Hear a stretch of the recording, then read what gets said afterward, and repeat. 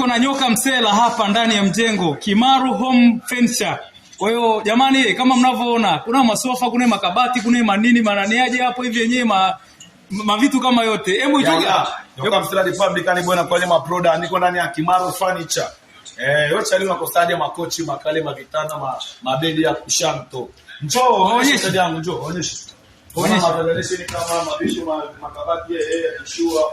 Unaweka mazaganisheni mapipi na mtu ni mengi mkuu wangu. Kama vitu kama hayo makondoshazi unapiga kama magoldi yako hata manini makadamnasi vitu ni shazi.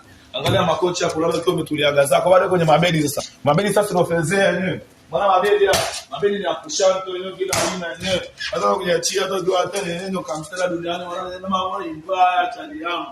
Unakuichi ukiwa dula. Atukage mchele ataele. La mtemo limelia. Ili doria. Waleta wale doria man.